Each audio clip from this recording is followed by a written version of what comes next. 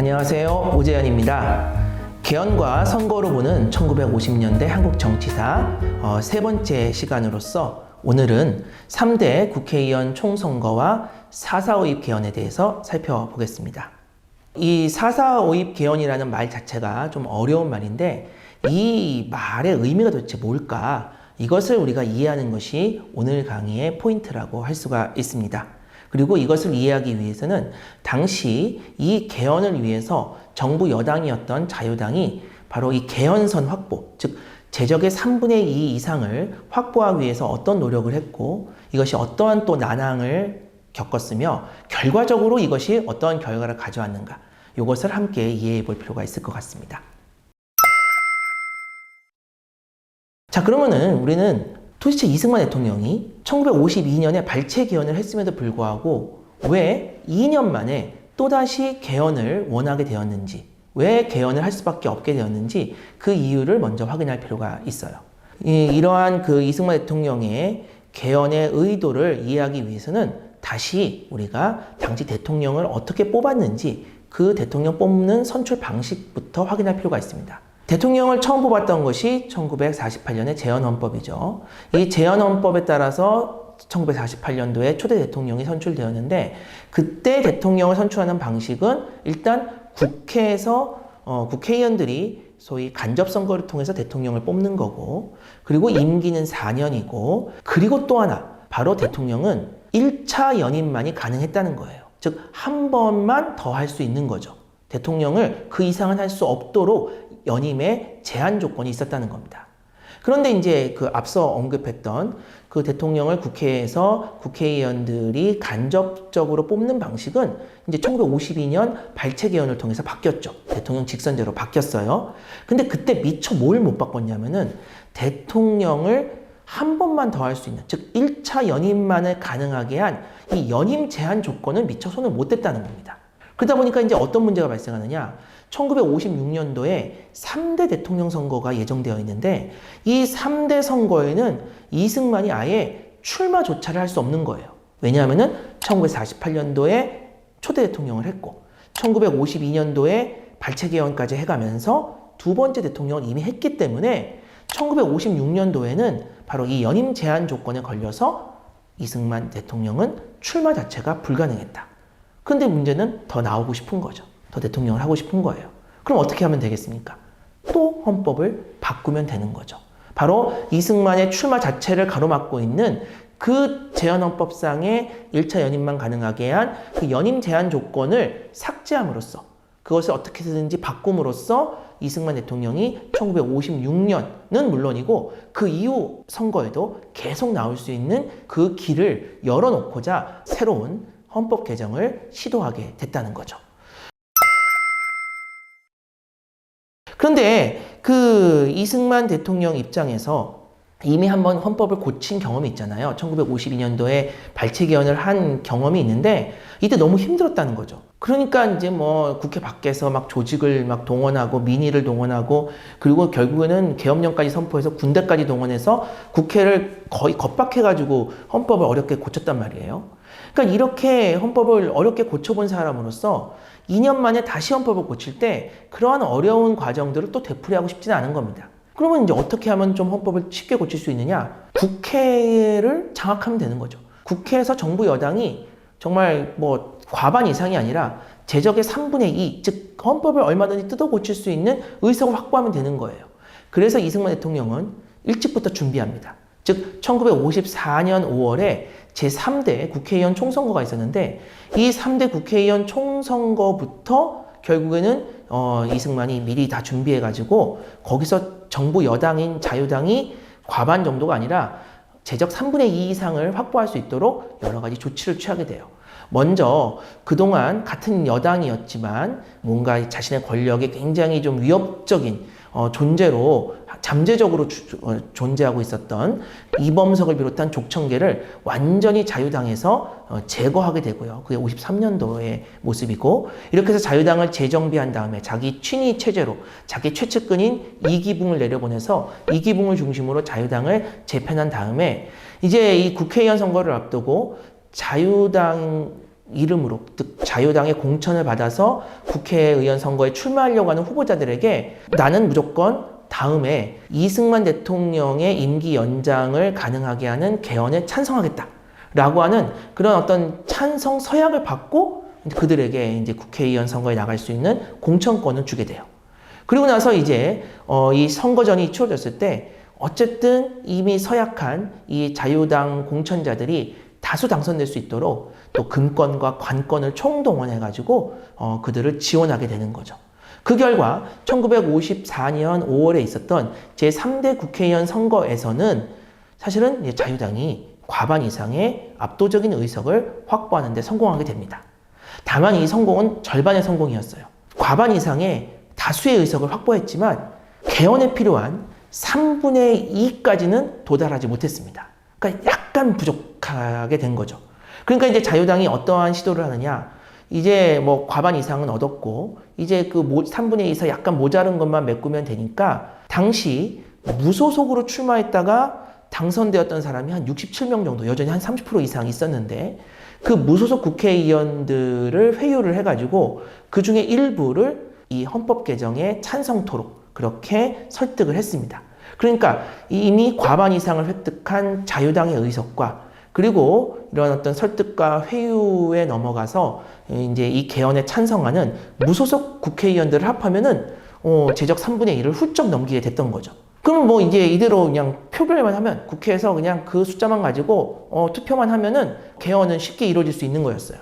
근데 여기서 이제 돌발 상황이 발생합니다. 애초 헌법 개정에 찬성한다고 서약하고 선거에 출마했던, 그래서 당선까지 됐던 자유당 소속 의원 중에 일부가 이제는 나는 이 개헌에 찬성할 수 없다라는 의사를 비치기 시작하는 거죠. 물론 그거를 아주 공개적으로까지는 얘기를 안 했지만 나중에 보니까 한 12명 정도의 그 자유당 소속 국회의원이 이 개헌에 반대했던 것으로 보여요. 아무튼 이렇게 이제 뭔가 좀 혼란스럽죠. 절반 이상은 얻었는데 3분의 2는 못 됐고, 그래서 어렵게 무소속들 설득해가지고 3분의 2 이상을 넘겼더니만 이제는 또 자유당 내에서 일종의 이제 반대표가 나오기 시작했고, 이런 상황에서 더 개헌안 표결을 늦추기가 어려워서 자유당은 결국 1954년 11월에 개헌안에 대해서 이제 투표를 강행을 합니다. 근데 이 개헌안의 내용이 이제 중요한데 뭐냐면은 일단 기본적으로 이승만이 다음 선거에 더 이상 나올 수 없게 하는 그 연임 조항을 사실은 손보지 않아요. 그냥 놔둡니다. 그러니까 여전히 헌법상에서 대통령은 한 번만 더 할 수 있어요. 1차 연임만 가능해요. 그 이상은 불가능합니다. 연임은 계속 제한되어 있는 거죠.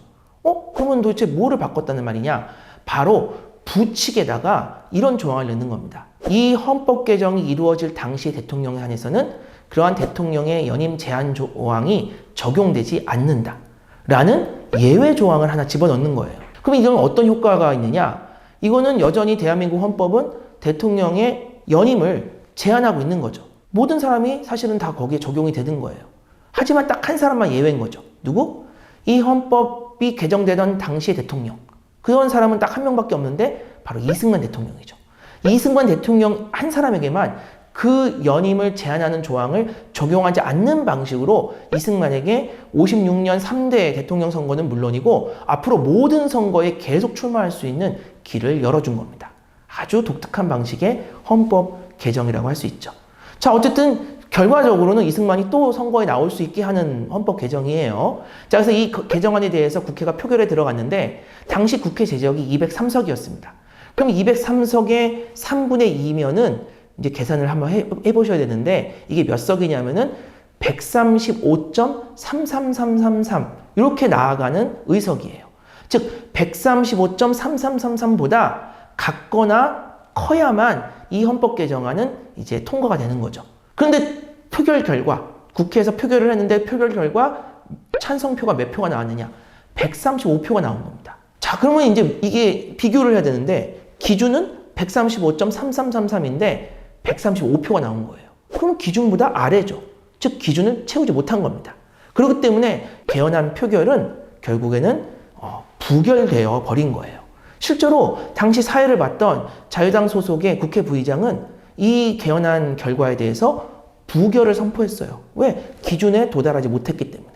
그래서 이제 이승만의 이 세 번째 선거에 출마하려는, 또는 그 세 번째를 넘어서 계속 출마를 하려고 했던 이 꿈은 결국에는 이 개헌안이 부결되면서 깨지는 듯 했죠. 그런데 여기서 반전이 일어납니다. 바로 다음 날부터 정부 여당에서 어떤 주장을 하기 시작하느냐, 이 개헌선, 즉 제적 3분의 2라고 하는 이 숫자가 정확하게는 135.3333인데 이거를 반올림하면은 135라고 할 수 있다.